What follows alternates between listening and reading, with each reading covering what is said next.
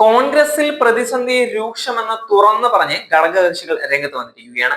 നേതാക്കൾ തമ്മിലുള്ള തർക്കം അതിരുവിട്ടതിനെ തുടർന്നാണ് കോൺഗ്രസിലെ പ്രതിസന്ധി ഘടകകക്ഷികൾ തുറന്നു കാട്ടിയിരിക്കുന്നത്. മുന്നണിയുടെ പ്രവർത്തനത്തെയും തർക്കം ബാധിച്ചുവെന്ന് ഘടകകക്ഷികൾ ആരോപിക്കുന്നുണ്ട്.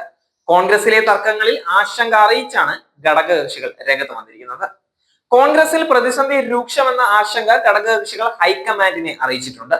കോൺഗ്രസ് ഒറ്റക്കെട്ടായി മുന്നോട്ട് പോകണമെന്ന് ഘടകകക്ഷികൾ ആവശ്യപ്പെട്ടിട്ടുമുണ്ട്. മുന്നണിയിൽ ഐക്യം ഊട്ടി ഉറപ്പിക്കണമെന്നും ഘടകകക്ഷികൾ ആവശ്യപ്പെടുകയാണ്. ഐക്യത്തോടെ പ്രവർത്തിച്ചില്ല എങ്കിൽ തിരിച്ചടി ഉണ്ടാകുമെന്നാണ് ഘടകകക്ഷികൾ ഉന്നയിക്കുന്ന മുന്നറിയിപ്പും. മുസ്ലിം ലീഗ് ഉൾപ്പെടെയുള്ള ഘടകകക്ഷികൾ ആശങ്ക അറിയിച്ച് ഇപ്പോൾ രംഗത്ത് വന്നിരിക്കുകയാണ്. പ്രതിപക്ഷ നേതാവ് വി.ഡി. സതീശനും കെ. സുധാകരനും തമ്മിലുള്ള തർക്കത്തിലാണ് ഘടകകക്ഷികളുടെ ഈ ഇടപെടൽ. ചേലക്കരയിലും കോൺഗ്രസ് നേതൃത്വത്തിനെതിരെ പോസ്റ്റർ വന്നിരിക്കുകയാണ്. ബന്ധു നിയമനവും കോഴ നിയമനവും ചേലക്കരയിൽ എന്ന തലക്കെട്ടിലാണ് പോസ്റ്റർ വന്നിരിക്കുന്നത്.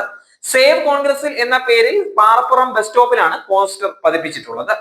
സഹകരണ ബാങ്കുകളിൽ ബന്ധു നിയമനവും കോഴ നിയമനവും നടത്തി പ്രസ്ഥാനത്തെ വിറ്റ് കാശാക്കുന്നു എന്നാണ് പോസ്റ്ററിൽ ആരോപണം ഉന്നയിക്കുന്നത്. മുതിർന്ന കോൺഗ്രസ് നേതാവും DCC ജനറൽ സെക്രട്ടറിയുമായ ജോണി മണിച്ചിറയുടെ മരുമകളുടെ നിയമനം തലപ്പള്ളി കാർഷിക ബാങ്കിൽ അനുവദിക്കില്ല എന്നും പോസ്റ്ററിൽ വ്യക്തമായി പറയുകയാണ്. കിള്ളിമംഗലം കാർഷിക bank, Painkulam multipurpose bank, Thalappilly taluk കാർഷിക ബാങ്ക് തുടങ്ങി കോൺഗ്രസ് നേതാക്കൾ ഭരിക്കുന്ന ബാങ്കുകളിൽ ബന്ധു നിയമനവും കോഴ നിയമനവും തുടരുന്നുവെന്നും പോസ്റ്ററിൽ പരാമർശമുണ്ട്. അതേസമയം D-സോൺ കലോത്സവത്തിനിടെ ഉണ്ടായ ആക്രമണത്തിന് നേതൃത്വം നൽകിയ KSU നേതാക്കൾ സ്ഥിരം കുറ്റവാളികളാണ് എന്നുള്ള റിപ്പോർട്ട് പുറത്തു വന്നിരിക്കുകയാണ്.